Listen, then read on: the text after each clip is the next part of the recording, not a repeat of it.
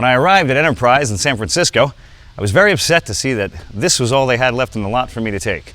However, after 10.5 hours in this car, this 2017 Hyundai Accent ain't half bad. When Hyundai came to the States in the mid-'80s, not a lot of people trusted them, and rightfully so. They didn't make good cars. However, by the end of the 90s, they started offering a 10-year, 100,000-mile warranty, and people started picking these bad boys up.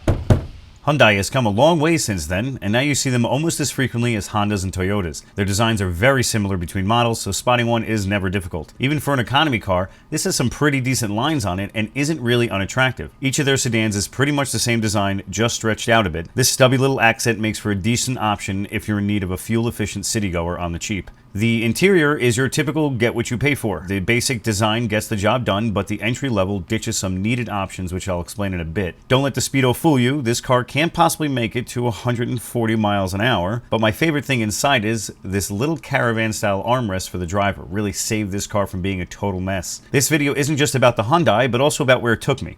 After all, what good is a car if you don't have a proper road to take it on? I flew out to San Francisco for work and chose to drive the coast to see my brothers in LA. Little did I know, a detour would take me on one of the most delicious mountain roads I've ever driven. Even I questioned my sanity at first, but clearly, since I made this video, it all worked out in the end.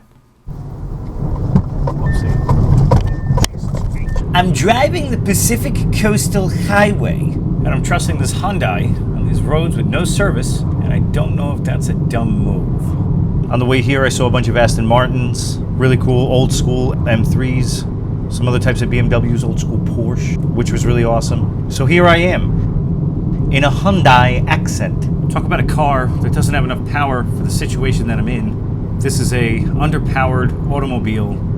I don't love this car, but I don't hate it.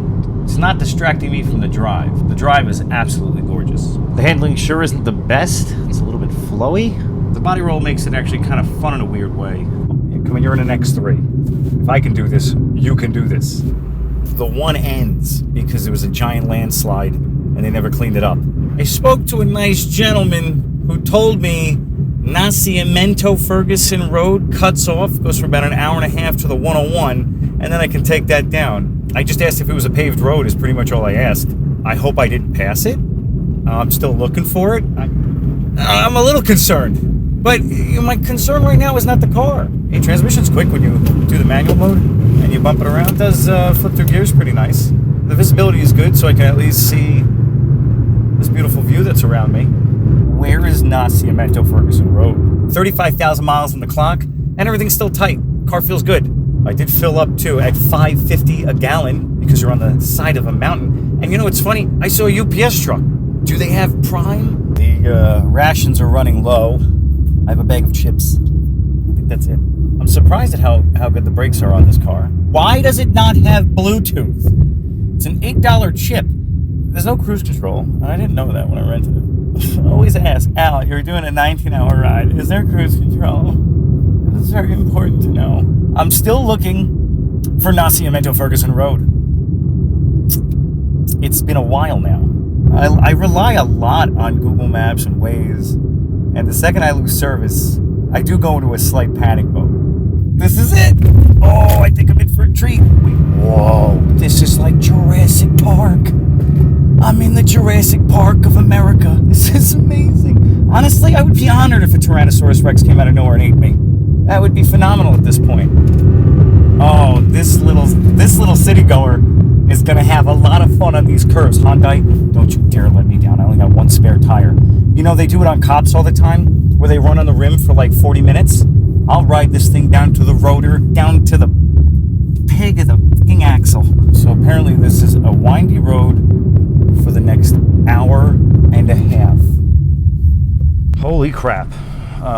This little Hyundai is doing really well right now. I've been locked in second gear in the manumatic mode, and ooh, all those hours of dirt rally definitely paid. The thing is, on a rally track, you really don't have two-way traffic. It's really just one way, and it's you going. And it's really nice when a co-driver is telling you what to do. I was really upset with this car at first because I really thought I brought the wrong car.